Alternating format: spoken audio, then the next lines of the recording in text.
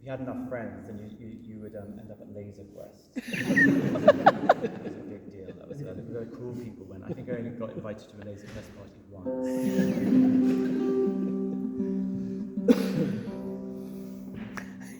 But back to Kent. The reason why one of my favorite things on the album is when I felt like I'd really completed my mission as producer was in the Kentish East Kent mythology there is the story of a hidden horse, which is basically this horse which long story short, basically the horse dies and then it's down to if the horse was here, it'd be there's a whole play that goes before it, and basically it does a load of droppings on the floor and stuff, which are magical droppings, like wooden pallets, and then basically dies in front of the crowd.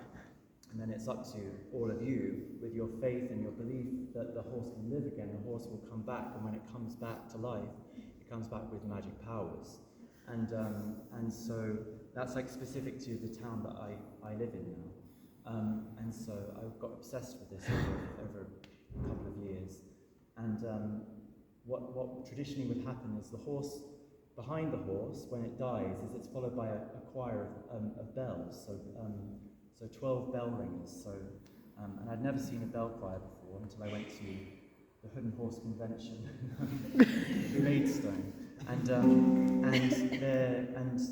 I ended up working with them on the album, and so I wrote a folk song about the marshes down near where I live, and I called it the Song of the Scythe, and I had to call.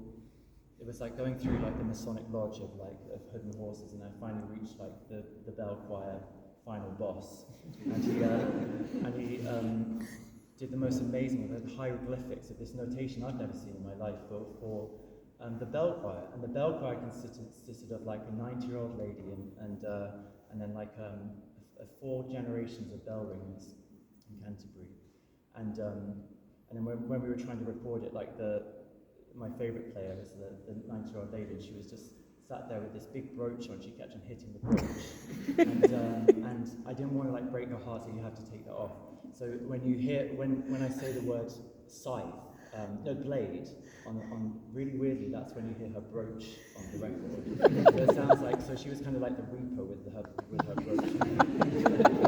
There's nothing else I can really compare it to apart from a celestor or a harp. So I thought I would bring this out and I could play you the Song of the Scythe, a little bit like it is on the album, but nothing like that amazing group of people.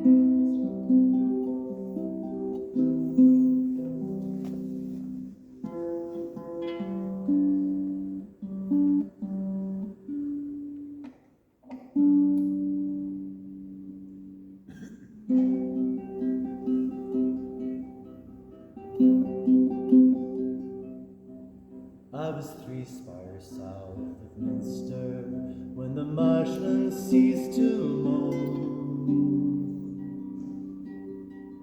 and my grief became a garland, and her death a dove cold, and the hoodners start their reincarnation act of their play, and the reaper strikes the whetstone for the dying of the day.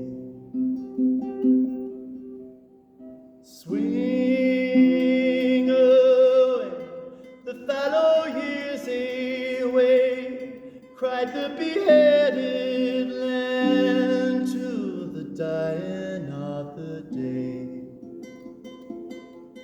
to the dying of the day,